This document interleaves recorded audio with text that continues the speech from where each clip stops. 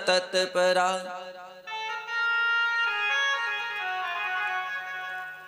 तुंगभद्रा तटे पूर्वम भूत पंतनमुत्तमम। एक तुंगभद्रा नाम की नदी है, इसके किनारे पर एक उत्तम नाम का नगर है, जिसमें महाराज वर्णाश्रम का पालन करने वाले सभी लोग यहां रहते हैं। इसी नगर में एक आत्मदेव नामक ब्राह्मण भी वास करते हैं। आत्मदेव नामक जो ब्राह्मण हैं, सांसारिक योग वासनाओं के अनुसार इनका समय अनुसार विवाह संपन्न हुआ। पत्नी का नाम है धुंधली देवी। घर में एक तुलसी माता का विवाह है, एक गौ माता का पालन पोषण आत्मदेव किया करते हैं, नित्य सेवा करते हैं, अपने गृहस्थ जीवन को यापन कर रहे हैं। और महाराज धीरे धीरे समय निकलता जा रहा है। और देखो समय ऐसा बलवान होता है, दिवस जात नहीं लागहि वारा। समय कैसे निकल जाता है पता ही नहीं चलता। और यही तुम्हारे साथ होने वाला है। अब तक घर के कामकाजों में लगे पड़े थे तो दिन नहीं कटता था, लेकिन अब अनुष्ठान प्रारंभ हो गया है। आज से और 7वें दिन तक देखना, तुम्हें पता ही नहीं चलेगा सब कहां कैसे व्यतीत हो गया। समय धीरे धीरे निकलता गया। आत्मदेव वृद्धावस्था की ओर जाने लगे, वृद्ध होने को जा रहे हैं महाराज। जिस तुलसी माता को नित्य सेवा करते हैं, जल डालते हैं, तुलसी का विरवा सूख गया। आत्मदेव को आज तक कोई संतान प्राप्त नहीं हुई, वृद्धावस्था में हो गए। घर में गौ माता बंधी हुई है, नित्य पूजा करते हैं, गौ सेवा करते हैं, लेकिन गौ माता ने भी अभी तक गर्भ धारण नहीं किया। आत्मदेव को बड़ा कष्ट हुआ। जब इस बात पर विचार करने लगे आत्मदेव, तो उनको बहुत चिंता सताने लगी। इस बात से बड़ा कष्ट होने लगा। कुछ अड़ोसी पड़ोसियों ने बताया, ब्राह्मण देवता तुम्हारे घर पर कोई संतान नहीं हुई है ना, इसलिए तुम्हारे घर पर कलंक लगा हुआ है। इसी प्रेरणा से गौ माता भी गर्भ धारण नहीं करती है, तुलसी का विरवा भी तुम्हारे घर का इसी वजह से सूख गया है। महाराज ये बात जब आत्मदेव को पता चली तो हृदय में और भी ज्यादा कष्ट। अब ये पीड़ा आत्मदेव से और ज्यादा सहन नहीं हो पाई। आत्मदेव ने उसी समय अपने घर को त्याग दिया और घर को छोड़ करके वहां से कुछ दूर जाकर के एक वन में बैठ गए। बार बार बार बार बार बार वही एक ही बात उनको याद आती है। और इस बात को सोच सोच करके आत्मदेव रुदन करने लगे, रोने लगे। अचानक से एक संत का गमन हो रहा था। यहां से संत जब जा रहे हैं तो संत ने इस ब्राह्मण को बैठे हुए रोते हुए देखा।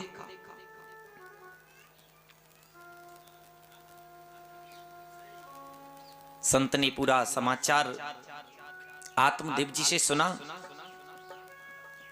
आत्मदेव ने अपना पूरा परिचय दिया, अपने मन की पीड़ा को बताया। महाराज इस संत ने इस आत्मदेव जी के कष्ट को हरने के लिए इनको एक फल दिया। बोले ब्राह्मण, इस फल को ले जा करके तुम अपनी पत्नी को खिलाना, जिससे तुम्हारे यहां एक दिव्य संतान की प्राप्ति होगी। आत्मदेव को बड़ी प्रसन्नता मिली। फल को लेकर के अपने साथ घर आए और अपनी पत्नी को दे दिया। देवी, इस फल को ग्रहण करो, हमारे यहां एक सुंदर संतान की प्राप्ति होगी। लेकिन जैसे ही धुंधली के हाथों में फल आया तो फल वक्षीण गर्भ स्याद गर्भीणोदर वृद्धिता स्वल्प वक्रम तदोसराशक्ति ग्रहयत कार्य कथा भवेत। धुंधली मन में विचार करने लगी कि मैं इस फल को नहीं खाऊंगी, क्योंकि अगर मैं फल खाऊंगी तो मुझे गर्भ धारण करना पड़ेगा, और मेरी वो अवस्था नहीं है कि इस अवस्था में, वृद्धा अवस्था में मैं गर्भ धारण कर सकूं। गर्भ धारण करने के बाद मुझे बड़ा कष्ट होगा और मैं ये पीड़ा सहन नहीं कर सकती। महाराज फल को हाथ में लेकर के धुंधली ये सोच रही थी, तब तक उसकी एक बहन आ गई, उसकी बिल्कुल पड़ोस में रहती थी। धुंधली ने पूरा वृत्तांत अपनी बहन को बताया। उसने कहा तू क्यों चिंता करती है, देख मेरे घर में 4 पुत्र हो गए, 5वां मैंने गर्भ धारण किया हुआ है, लेकिन बहन मेरे घर 2 वक्त का भोजन नहीं है। जहां खाने वाले हैं वहां खाना नहीं है, और जहां खाने वाला नहीं है वहां बहुत सा खाना रखा हुआ है। तेरे घर धन की कोई कमी नहीं है, मेरे यहां भोजन की कमी है। तू एक काम कर, इस बार जो मेरे संतान होगी मैं अपनी इस संतान को तुझे दे दूंगी, बदले में तू मुझे थोड़ा सा धन दे देना, उससे मेरा भी समय व्यतीत हो जाएगा। महाराज दोनों ने जब आपस में सलाह की, अब विचार करने लगी कि इस फल का क्या करें। धुंधली कहती है फल को फेंक भी नहीं सकते, इस फल की हमें परीक्षा लेनी है, वास्तविक इस फल से कोई संतान की प्राप्ति होगी या नहीं होगी। दोनों ने मिलकर के उस फल को महाराज अपने आंगन में बंधी हुई गौ माता को खिला दिया। गौ माता ने भी उस फल को ग्रहण करते ही गर्भ धारण कर लिया। धीरे धीरे समय व्यतीत होने लगा। समय वही आ गया कि उसकी बहन के एक पुत्र हुआ। पुत्र को लाकर के धुंधली को उसने सौंप दिया, बदले में धन लेकर के चली गई। अब धुंधली ने आत्मदेव जी को बताया प्रभु मेरे पुत्र हुआ है। आत्मदेव बड़े प्रसन्न हुए, बहुत उत्सव आत्मदेव ने अपने पुत्र के जन्म का मनाया। लेकिन उसी उत्सव के उपरांत आत्मदेव जी के आंगन में जो गौ माता बंधी हुई हैं, उनके भी गर्भ से एक पुत्र का जन्म हुआ। महाराज आत्मदेव जी को और भी ज्यादा प्रसन्नता प्राप्त हो गई। ये गौ माता ने जो पुत्र जन्मा है, ये कोई साधारण बालक नहीं है, एक संत का दिव्य तेजस्वी का प्रसाद है। पूरा पंच भौतिक शरीर, मानव जैसा तन, लेकिन नवमास गर्भ में व्यतीत किए। गौ माता के जैसे उसके कर्ण, सुनने की पद्धति गौ की तरह कान। इस पुत्र का नाम रख दिया गया गौकर्ण। बोलिए श्री गौकर्ण जी महाराज की। लेकिन दूसरा जो पुत्र है महाराज, आत्मदेव जी अपने नाम से मिलता जुलता नाम देना चाहते हैं पुत्र को, लेकिन धुंधली इस बात पर तैयार नहीं। धुंधली ने अपने मिलता जुलता नाम दे दिया, खुद का नाम धुंधली और पुत्र का नाम रख दिया धुंधकारी। दोनों पुत्रों में बड़ा अंतर है साहब। गौकर्ण पंडितो ज्ञानी, धुंधकारी महाखल। जो संत के प्रसाद से जन्मा है पुत्र गौकर्ण, बड़े तेजस्वी विद्वान महाराज, जन्म से ही भगवान की भक्ति में लीन। लेकिन धुंधकारी, धुंधकारी एक बहुत बड़ा खल नालक, जन्म से ही बच्चों के साथ क्रीड़ा करने लगा, खेलने लगा। धीरे धीरे करके उसको जुआ खेलने की आदत पड़ गई, और जुआ खेलते खेलते महाराज संगत ऐसी बदल गई कि उसको मदरा पान करने की, शराब पीने की भी आदत पड़ गई। हर रोज मदरा पान करता है, जुआ खेलता है, मां से धन ले जाता है। लेकिन मां डांटती है तो वो खुद मां को डांटने लगता है। एक बार प्रेम से बोल दीजिए राधे राधे।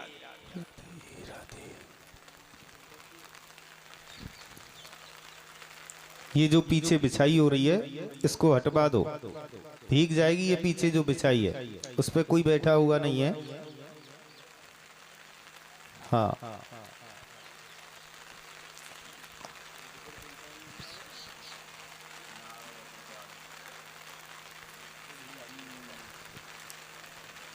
चलो कोई बात नहीं, इतनी तेज नहीं है। हाँ, ये तो प्रभु की बड़ी सुंदर कृपा है। प्रथम दिवस है, पहला ही दिन है। और पहले दिन में मैंने कह रहा था ना कि यहाँ दूर दूर तक का शुद्ध वायु वातावरण एकदम शुद्ध होना चाहिए। परमात्मा को रिझाने मनाने से जहाँ जहाँ तक कण कण तक आवाज पहुँचती है वो सब शुद्ध हो जाता है। और ये इंद्रदेव की बड़ी सुंदर कृपा है, जरूरी भी है। एक बार प्रेम से बोल दीजिए राधे राधे। चलो ठाकुर जी से हम प्रार्थना करते हैं कुछ समय के लिए शांति धारण करें। हाँ, विघ्न आ जाएगा तो फिर ऐसे ही है, जानते हैं वो मानेंगे जरूर। हाँ, बोली वृंदावन बिहारी लाल की।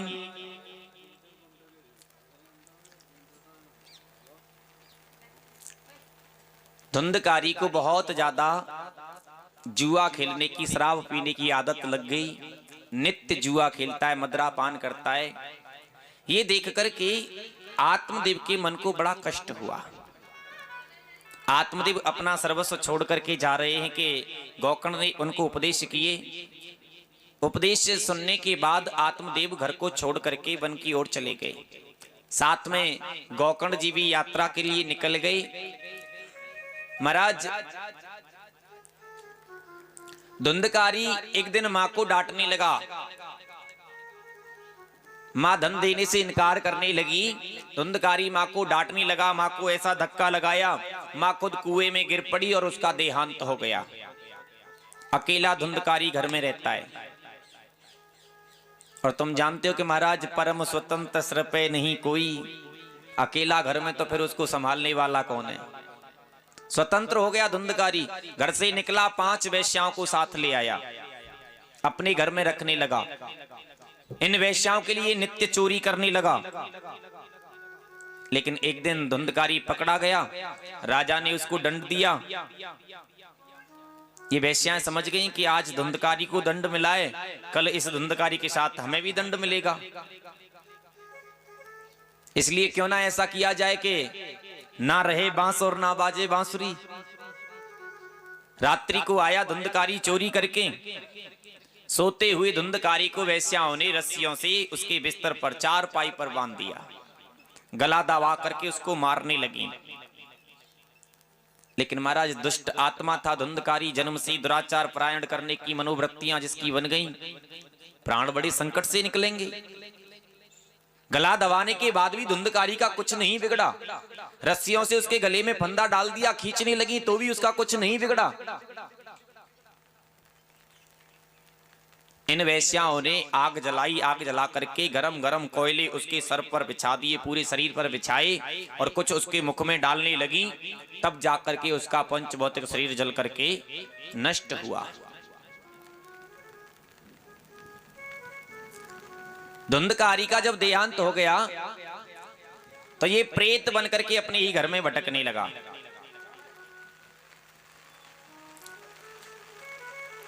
एक दिन गौकर्ण जी का आगमन हुआ। गौकर्ण जी ने अपने भाई इस धुंधकारी के लिए श्रीमद् भागवत कथा का आयोजन कराया, जिससे इस धुंधकारी की मुक्ति हुई। एक बार प्रेम से बोलिए बांके बिहारी लाल की जय हो।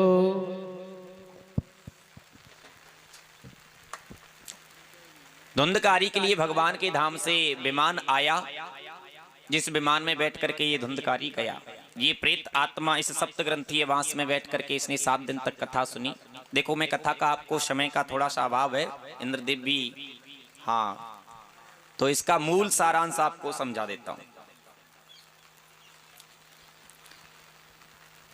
तुंगभद्रा तटे पूर्वम भूत पंत तन्मोत्तमम। तुंग अर्थात शीघ्र और भद्रा अर्थात कल्याण। ये मानव का जो तन है ना, ये हमारे तुम्हारे पास में शरीर है, ये शरीर ही शीघ्र कल्याणकारी है। और इसमें बैठी हुई जो आत्मा है यही आत्मदेव है। पूरी कथा का बिल्कुल मूल निचोड़ बता रहा हूं। तुंग अर्थात शीघ्र और भद्रा अर्थात कल्याण। मानव शरीर ही कल्याणकारी है, अंदर बैठी हुई आत्मा ही आत्मदेव है। लेकिन आत्मा की जो बुद्धि है ना हमारे पास में, ये पत्नी है धुंधली। द्रुमुल बुद्धि को धुंधली कहा गया है, बेखरी बुद्धि, नष्ट बुद्धि, जिससे व्यक्ति उल्टे सीधे कार्य करता है, इसको धुंधली कहा गया है। और धुंधकारी है महाराज अज्ञान। अज्ञान में ही तो व्यक्ति मदरापान कर रहा है और जुआ खेल रहा है, उल्टे सीधे कर्मों में फंस रहा है अज्ञान में। जिसको ज्ञान होगा वो कभी नहीं जाएगा। गौकर्ण है उत्तम ज्ञान, जो इनको जन्म से ही भगवान की भक्ति में लीन रहने का अवसर परमात्मा ने दिया। अज्ञान के साथ में धुंधकारी के साथ जो 5 वेश्याएं आई हैं, ये 5 वेश्याएं हैं शब्द रूप रस गंध और स्पर्श। अगर इनके पास में अज्ञान पहुंचता है तो ये पकड़ लेती हैं और यही 5 वेश्याएं इनको नष्ट कर देती हैं। अच्छा, जिस वास में 7 दिन इस धुंधकारी ने बैठ करके कथा को सुना, जैसे ये प्रतीक हमने यहां लगवाया है 7 ग्रंथि का, ये बांस हमारे इस शरीर में ही है। इस बांस के अंदर 7 ग्रंथि, जैसे आपको ये 7 ग्रंथि दिख रही हैं, ये 7 ग्रंथि हमारे तुम्हारे इस शरीर में भी हमें दिखाई दे रही हैं। काम, क्रोध, लोभ, मोह, अहंकार, तृष्णा और मात्सर्य, ये 7 ग्रंथि हमारे तुम्हारे अंदर बैठी हुई हैं। एक एक दिन की कथा को सुन करके हमें इन 7 ग्रंथियों को चटकाना पड़ेगा। धुंधकारी ने जैसे कथा को सुना, निष्ठा से कथा को सुनना है। जैसे धुंधकारी ने एकाग्र मन से एक आसन पर बैठ करके 7 दिन कथा को सुना, एक एक ग्रंथि को चटकाया। जब 7वां दिन हुआ तो प्रेत आत्मा ही स्वयं देव स्वरूप बन गई, उसकी मुक्ति हो गई। बैकुंठ से विमान आया, धुंधकारी बैकुंठ चला गया। ठीक उसी प्रकार अगर इसी कथा को हम और आप सभी निष्ठा से सुने, एकाग्र मन से सुने, एक आसन से सुने, एक चित्त से सुने, तो ये निश्चित है कि हमारे तुम्हारे लिए भी विमान जरूर आएगा। एक बार प्रेम से बोल दीजिए राधे राधे। राधे राधे। देखो, कथा के कुछ नियम हैं। जिस प्रकार धुंधकारी ने एकाग्र होकर के कथा को सुना, ठीक उसी प्रकार हमें भी कथा एकाग्र मन से एक चित्त से सुननी चाहिए। सबसे पहला नियम क्या है? जितासनो जित श्वासो जित संगो जितेंद्रिय। सबसे पहले जितासनो जित श्वासो जित संगो जितेंद्रिय। सबसे पहले हमें अपने आसन पर विजय प्राप्त करनी चाहिए। अर्थात जब भी हम भगवान के सम्मुख विराजमान हो बैठे तो पैर लंबे करके नहीं, हाँ, ये सबसे पहला लक्ष्य है भगवान की प्राप्ति का। साधना करने अगर बैठे तो मेरी तरह, जैसे मैंने आसन लगाया है ना, ऐसे पालती मार करके बैठना चाहिए। भगवान के सम्मुख पैर नहीं किए जाते। हाँ, ये सबसे पहला नियम है। क्योंकि जब तक आप आसन पर ही विजय प्राप्त नहीं करोगे तो साधना कैसे होगी?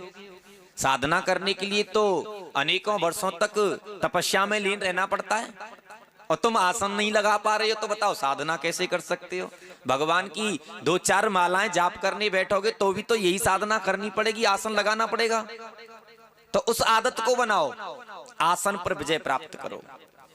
जितने समय तक हम भगवान की चर्चा में प्रवचन में बैठ रहे हैं कथा सुनने के लिए, उतने समय तक हमें पालती मार करके, आसन लगा करके, इसमें सारी सुख समृद्धि है। इसी आसन को कहा गया है सुखासन।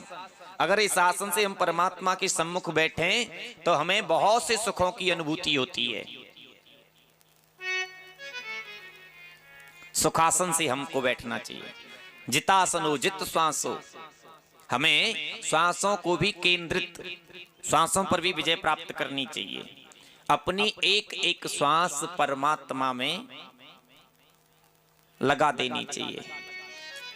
श्वास श्वास पर कृष्ण भज वृथा श्वास मत खोए, मैं ना जानू या श्वास की फिर आमन होए ना होए। जय हो। क्योंकि महाराज इन श्वासों का कोई भरोसा नहीं है। क्षण जीवन भंगुर की कल कहा कल प्रातः काल खिली ना खिली, एक पल भर का भी भरोसा नहीं है कल किसने देखा है। इसलिए जितना समय परमात्मा की कृपा से हमें मिल रहा है उतने समय में हमें अपनी एक एक श्वास केंद्रित कर लेनी चाहिए परमात्मा के सिवाय, और कोई भटकना भी नहीं चाहिए आसपास। जित संगो जितेंद्रिय, इसके साथ साथ हमें अपना संग भी जीत लेना चाहिए। संगति का असर व्यक्ति पर सबसे पहले पड़ता है, इसलिए हमें अपनी संगति पर भी विजय प्राप्त कर लेनी चाहिए। कभी कभी क्या होता है, हम कथा सुनने बैठ गए लेकिन हमारी संगत में कोई व्यक्ति ऐसा आकर के बैठ गया कि जिसे अपनी बातों से फुर्सत नहीं है, आया है कथा सुनने के लिए लेकिन ऐसे व्यक्ति के पास बैठ गया है कि ना तो कथा सुनता है और ना ही सामने वाले को सुनने देता है। तो ऐसे व्यक्ति से थोड़ा बचो, है ना। अपनी संगति को बदलो। संगति पर विजय प्राप्त करना क्या है, अच्छी संगत में ढलो। अगर हमें कहीं किसी के अंदर बुरी आदत लग रही है तो उसको त्याग दो, उससे कहीं दूर जाकर के बैठ जाओ। भैया तेरे बस की बात नहीं है, मुझे कथा सुनने दे, मैं अलग बैठ जाऊंगा। जित श्वासो जित संगो जितेंद्रिय। इसके बाद जब ये तीन कर्म हो जाए, चौथा ये भी है कि हमें अपनी इंद्रियों पर भी विजय प्राप्त करनी है। तब हम कथा सुनने के अधिकारी हैं, तभी जाकर के कथा हमें लाभ दिखाएगी। ये हमारे अंदर जो 10 इंद्रियां वास कर रही हैं ना, जिनसे हम संसार के कुछ कर्मों को कार्य को करते हैं, 5 ज्ञानेंद्रियां जिनसे हमें स्वतः ज्ञान की प्राप्ति हो रही है, 5 कर्मेंद्रियां जिनसे विषय वासनाओं के कर्मों को करते हैं, इन इंद्रियों पर भी हमको विजय प्राप्त करनी पड़ेगी। कभी कभी ऐसा हो जाता है बैठे कथा में, तन कथा में और मन घर पे ऐसा न हो बहू ने सबरो दूध पी लियो हो। हाँ तो महाराज तन से तुम यहाँ बैठे और मन पहुंच गो बहू के पास, कहीं ऐसा न हो वो सबरी दूध को पी जाए, चाय कैसे बनेगी है, तो वो मन बेकार है। हर श्वास पे हो सुमिरन तेरा, ऐसा बना दो प्रभु जीवन मेरा।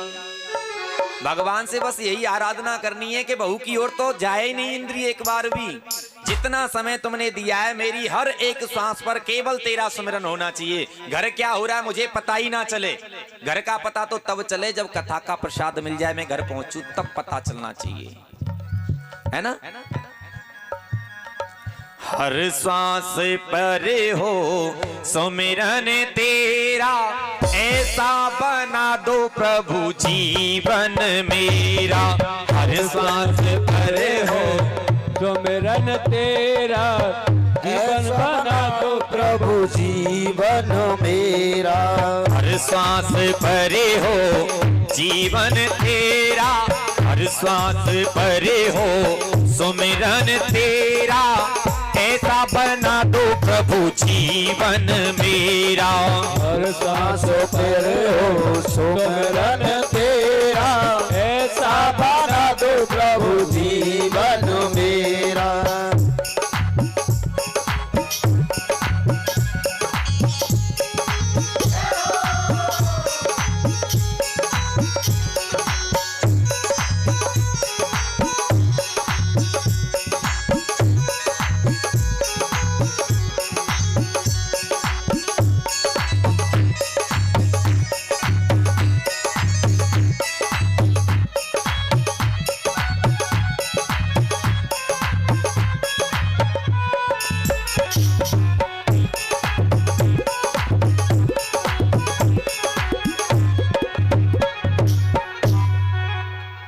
बोली श्री वृंदावन बिहारी लाल की। जय हो।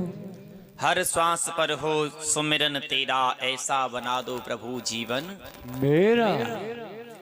जितना समय परमात्मा ने दिया है, कृपा की है, उतने समय तक हमें केवल और केवल संसार की चिंताओं को त्याग करके परमात्मा का चिंतन करते रहना चाहिए। ये भगवान की कथा श्रवण करने का चौथा नियम है। अधिकारी भी वही है जब इन नियमों को पालन करके चले। ज्यादा नहीं तो ये 7 दिन का अनुष्ठान जो चल रहा है, इस अनुष्ठान में आप सब भक्त ऐसे नियमों का पालन करने की जरूर कृपा करें। प्रातःकाल जल्दी शुभ मुहूर्त में जागें। ऐसा नहीं सूर्योदय होने तक सो रहे, सूर्योदय के बाद स्नान ध्यान की कोई चिंता नहीं है, नहीं, ये विरुद्ध है। अपनी आध्यात्मिक संस्कृति के नियम अनुसार चलना है। जल्दी शुभ मंगल वेला में बिस्तर को त्याग देना और स्नान ध्यान क्रिया से निवृत्त होना, फिर इसके बाद भगवान जी का स्मरण करना, सूर्य देव को अर्घ देना और भगवान की आराधना के लिए अग्रसर सबसे पहले आगे रहना। कल से अनुष्ठान में नियम थोड़े से और परिवर्तन हो जाएंगे। आज भगवान की शोभा यात्रा, कलश यात्रा को हम सब भक्तों ने मिलकर के पूर्ण किया। इसके बाद भगवान की ये मातम कथा यहाँ तक श्रवण पान की। आज कथा को यहीं विराम कर दिया जाएगा। इसके बाद कल द्वितीय दिवस की कथा है, जिसमें बहुत सुंदर भगवान की लीलाओं का वर्णन होगा। कल सुखदेव जी का जन्म कथा है और राजा श्री परीक्षित जी के जन्म की कथा, बहुत सुंदर वर्णन है। कल से हम समस्त भक्तों को मिलकर के भगवान की भागवत जी की 108 परिक्रमाएं करनी हैं, जिनमें हमारी श्रद्धा के और मन के साथ साथ ये परिक्रमाएं होंगी। मन से करें, भाव से करें, श्रद्धा से करें और हो सके तो हाथ में कुछ प्रसाद आदि लेकर के परिक्रमा देते समय, हाँ आप सब जानते भी हैं, पहले भी किए हैं, तो ऐसे हमें 108 परिक्रमाएं कल से करनी है। और इसके बाद फिर कल से हवन यज्ञ भी शुभारंभ होगा, तो समस्त भक्तों को यज्ञ में भी सम्मिलित होना है। ज्यादा नहीं तो 11 आहुति 21 आहुति आप सब जरूर लगाने के लिए हवन के समय जरूर पधारें। हवन का जो समय रहेगा वो 8:30 बजे से और 10 बजे तक रहेगा, 1.5 घंटे की अवधि, 1 घड़ी। इस बीच में आप सबको हवन यज्ञ में सम्मिलित होना है। 8 से 8:30 से और 10 बजे तक हवन यज्ञ नित्य रोजाना होगा। आप सबको अपनी प्रसन्नता प्राप्ति के लिए, अपनी सुख समृद्धि के लिए, अपने पूर्वजों को प्रसन्न रखने के लिए, अपने पूर्वजों की निमित्त भी आहुति लगाने के लिए हवन यज्ञ में सम्मिलित जरूर होना है। फिर इसके बाद कुछ समय अपने घर के सांसारिक कामकाजों को करने के लिए आपको मिलेगा। 10:30 बजे से आप 1 बजे तक बिल्कुल फ्री रहोगे।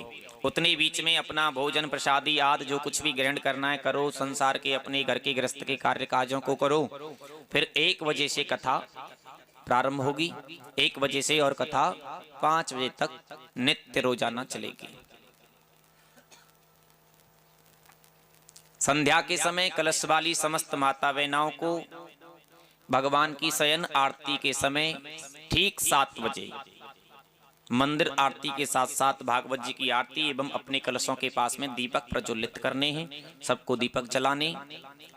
ऐसे ही कुछ नियमों के साथ साथ हम ये 7 दिन तक अनुष्ठान को निष्ठा से पूर्ण करेंगे। एक बार प्रेम से बोलिए बांके बिहारी लाल की। आज की कथा यहीं विराम, कल कथा अपने सही समय 1 बजे से शुभारंभ होगी। आइए एक प्यारा सा भजन बोलें, इसके बाद फिर ठाकुर जी की पावन सी आरती उतारेंगे सब मिल करके।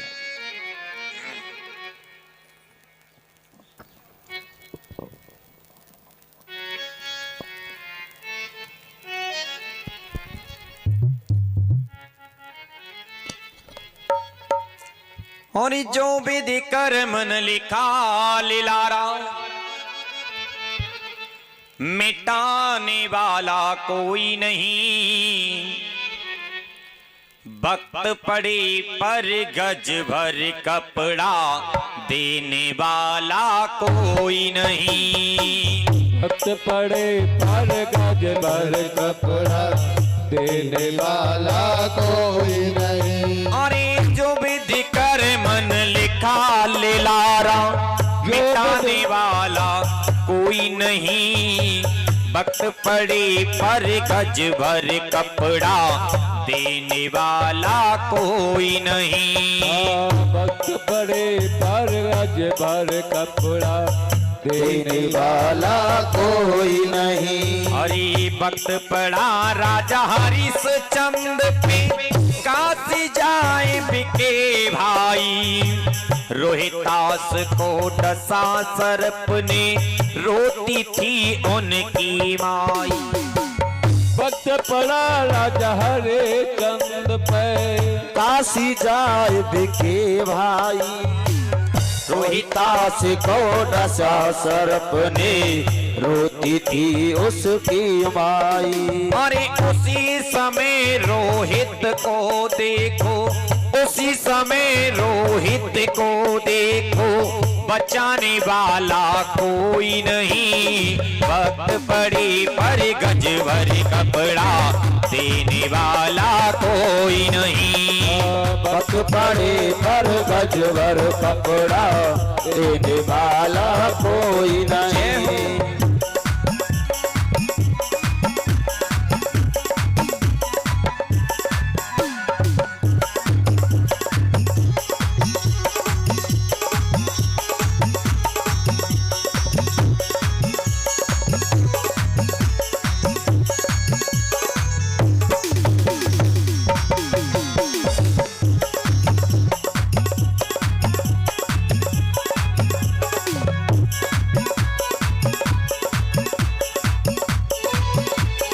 सुनिए, कोई तन दुखी, कोई मन दुखी, कोई धन बिन रहत उदास। कोई तन दुखी, कोई मन दुखी, कोई धन बिन रहत उदास। और थोड़े थोड़े सब दुखी सुखी राम के दास। ये मत सोचो कि जीवन में ये दुख है, ये संकट है। कोई सुख नहीं है, कोई दुख नहीं है। कोई तन से दुखी है, कोई मन से दुखी है, कोई धन से दुखी है, हैं? इसलिए हर परिस्थिति में आनंदित रहो, भगवान से जुड़ करके रहो तो आनंद ही आनंद है। और ये दुख संकट की तो बात ही है महाराज, स्वयं भगवान पर भी पड़ी। भक्त पड़ा राजा रामचंद्र पे वन में जाए गए भाई। राम गए थे, लखन गए थे और गई सीता माई। भक्त पड़ा श्री रामचंद्र पे बन के गए दोनों भाई।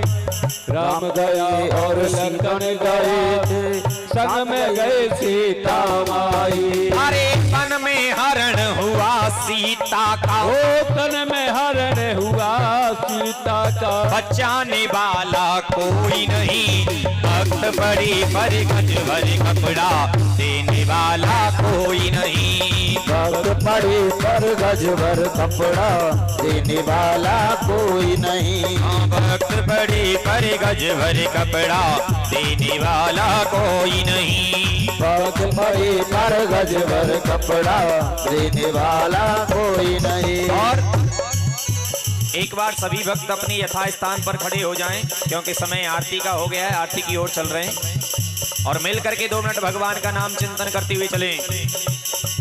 हाँ, भक्त पड़ी पर गज भर कपड़ा देने वाला कोई नहीं। भक्त पड़े पर गज भर कपड़ा देने वाला कोई नहीं। हाँ, भक्त पड़ी पर गज भर कपड़ा देने वाला कोई नहीं।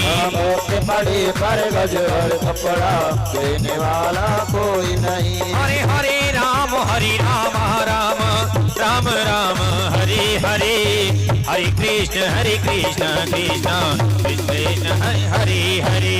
हरे राम राम राम राम हरे हरे, हरे कृष्ण कृष्ण कृष्ण हरे हरे। हाँ, हरे कृष्ण कृष्ण कृष्ण कृष्ण हरे हरे।